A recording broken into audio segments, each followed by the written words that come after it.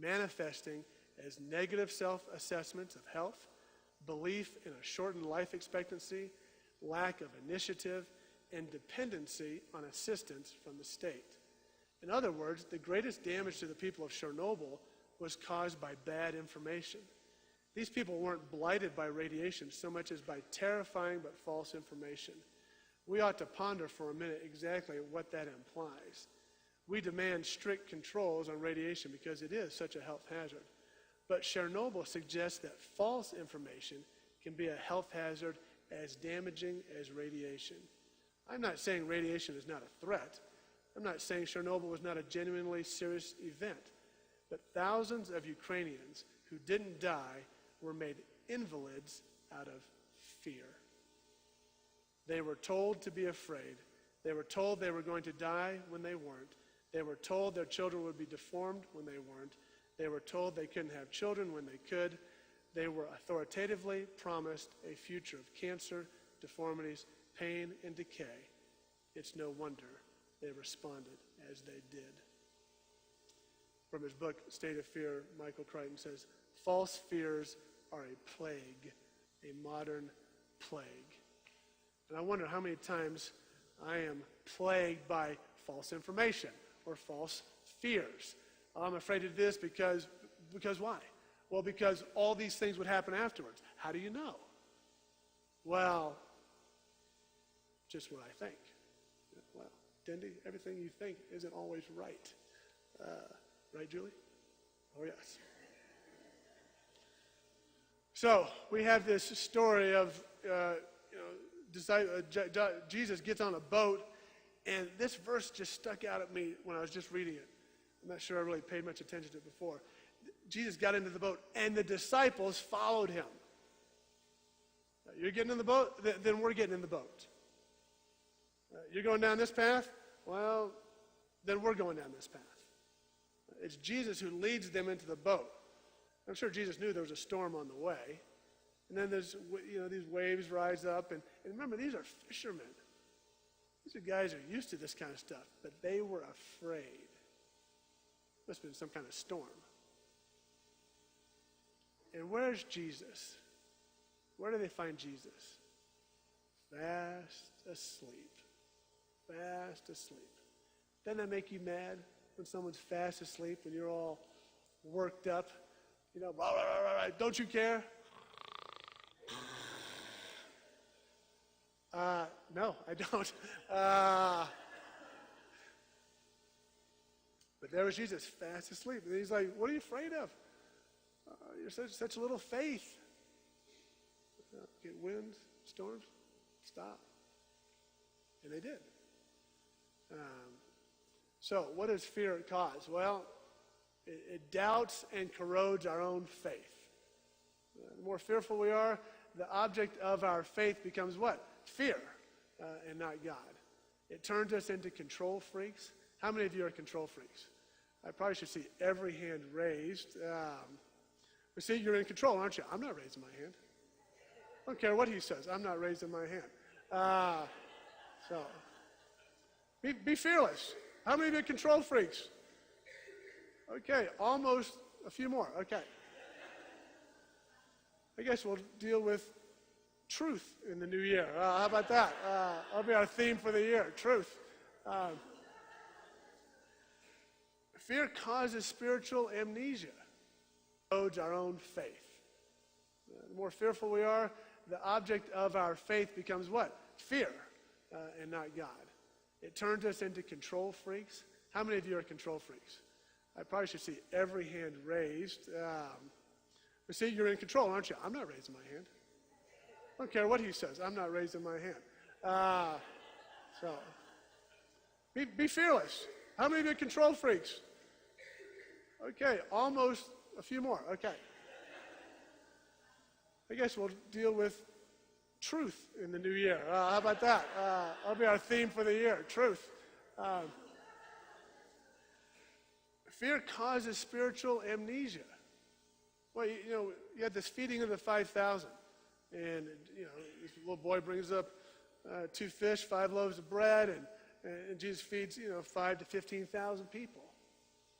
And then it's not another day or two, they get on a boat and they're crossing the sea, and the disciples are like, oh my gosh, we only brought one loaf of bread. What are we going to do for food? I'm so hungry.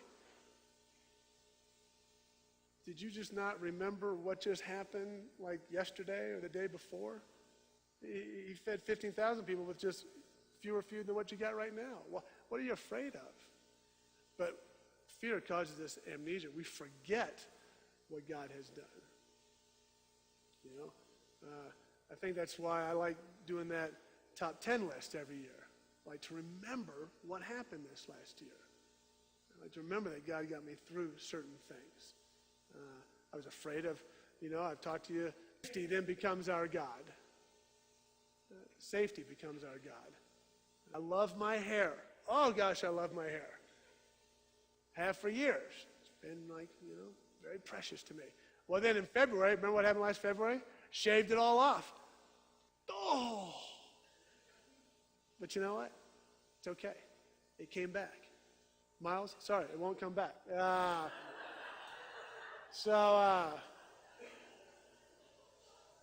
But it causes this amnesia. We forget the blessings of God.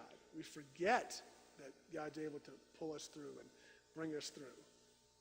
So why do I fret over certain things? Why am I fearful of certain things? Safety then becomes our God. Safety becomes our God. So make sure you're safe. What's that? What do I always say when people leave the house? Be safe. No, not today. Reckless today.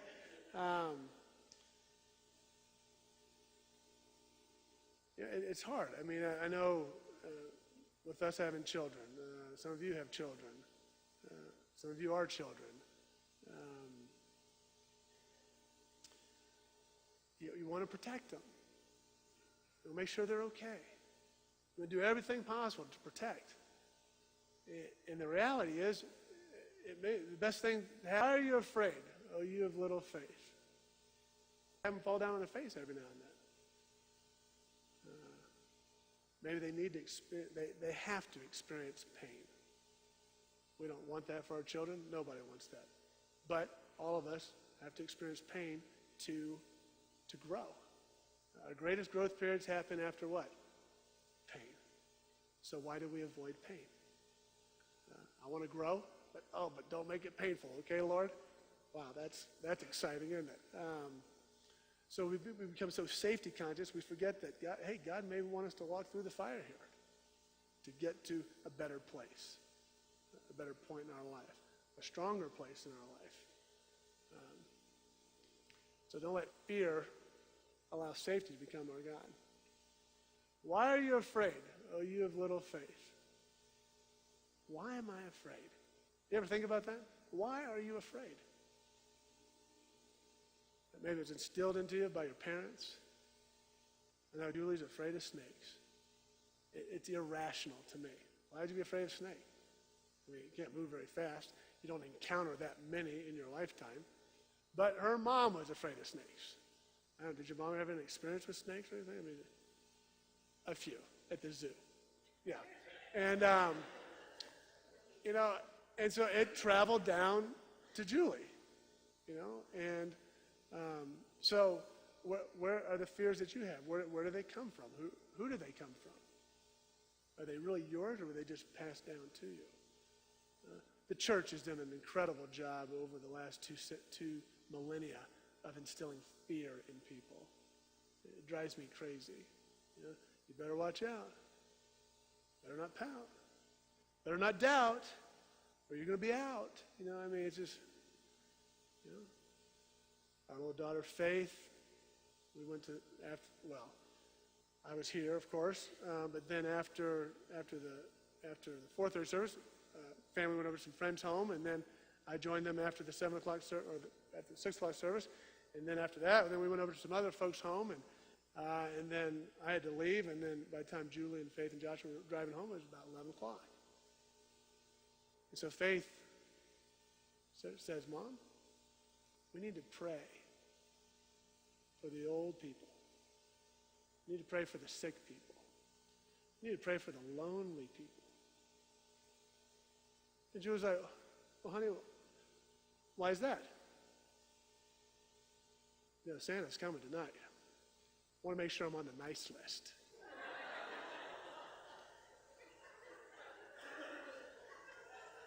Boy, 11th hour, here comes the Hail Mary. Woo! Just want to make sure I'm on the nice list.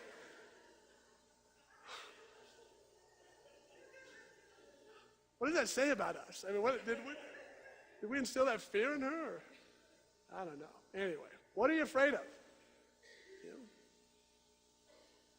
This swing. I love swinging in swings. I love pushing my kids in swings. And I remember swinging as a kid and learning to jump.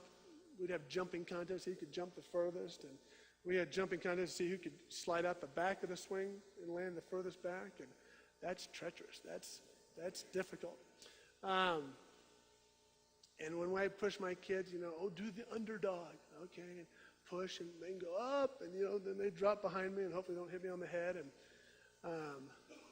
but they love to be pushed. It's not the absence of storms that sets Christians apart. It's whom we discover in the midst of the storm, an unstirred Christ. Because who's doing the pushing? Their dad. Some other person comes over and says, I want to push your kids. That's not such a good idea.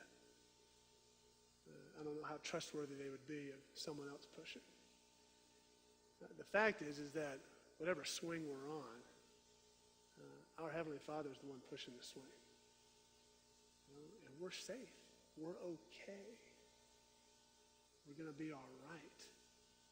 Doesn't mean that we're not going to face difficult times or tough issues or tough decisions or extreme pain. But it does mean we're going to be all right. It's God who pushes our swing. To me, this is a great statement.